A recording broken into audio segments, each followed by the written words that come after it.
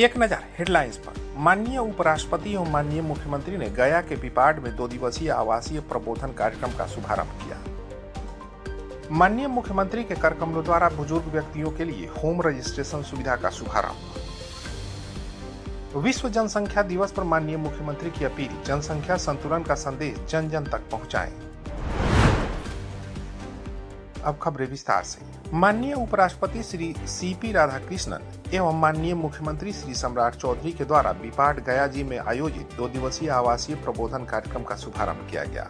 कार्यक्रम को संबोधित करते हुए माननीय मुख्यमंत्री ने कहा कि सक्षम विधायक और सशक्त विधानसभा ही समृद्ध बिहार की आधारशिला है। लोकतंत्र की सफलता जनप्रतिनिधियों की क्षमता, जवाबदेही और जन सेवा के प्रति उनकी प्रतिबद्धता पर निर्भर करती है।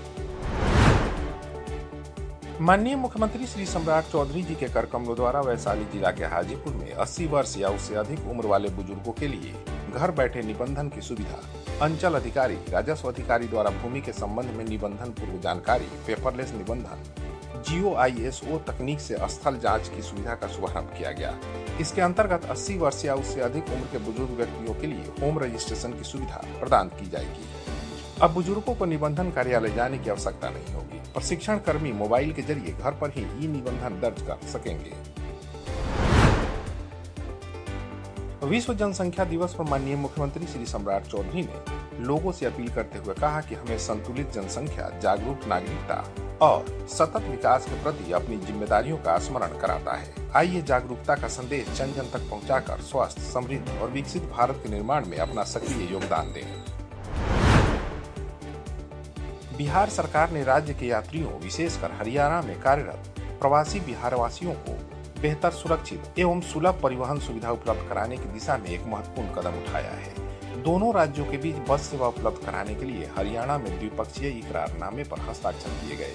इकरारनामे पर बिहार सरकार की ओर से राज्य परिवहन आयुक्त श्री आरिफ अहसन तथा हरियाणा सरकार की ओर से अपर मुख्य सचिव श्री राजा शेखर वोंड्रू ने हस्ताक्षर किए। दोनों राज्यों के बीच बसों का संचालन निर्धारित समय सीमा सारणी के अनुसार किया जाएगा, जिससे यात्रियों को विश्वसनीय एवं समयबद्ध परिवहन सेवा उपलब्ध कराया जा सके। दरभंगा के जिलाधिकारी श्री कौशल कुमार की अध्यक्षता में सहयोग पोर्टल पर प्राप्त आवेदनों की समीक्षा बैठक हुई। उन्होंने सभी विभागों को पोर्टल पर प्राप्त प्रत्येक आवेदन का समयबद्ध, पारदर्शी एवं गुणवत्तापूर्ण निष्पादन सुनिश्चित करने के निर्देश दिए। अरवल की जिलाधिकारी श्रीमती अमरीशा बैस की अध्यक्षता में समाहरणालय के सभाकक्ष में आपदा प्रबंधन की समीक्षा बैठक हुई। उन्होंने अधिकारियों को निर्देश दिया कि मानसून के दौरान किसी भी प्रकार की आपदा से निपटने के लिए सभी विभाग आपसी समन्वय के साथ कार्य करें। साथ ही जल जमाव वाले क्षेत्रों की नियमित निगरानी, जल निकासी की समुचित व्यवस्था, संवेदनशील तटबंधों एवं कटाव प्रभावित स्थलों पर सतत निगरानी तथा आवश्यक सुरक्षात्मक कार्यों में तेजी लाने के निर्देश दिए। रोहतास के जिलाधिकारी श्री दीपक कुमार मिश्र के द्वारा आगामी श्रावण मेला 2026 के अवसर पर गुप्ता धाम में लगने वाले मेले को लेकर स्थलीय निरीक्षण किया गया। उन्होंने मेले के सफल आयोजन हेतु समय पूर्व आवश्यक तैयारियां पूर्ण करने के निर्देश दिए।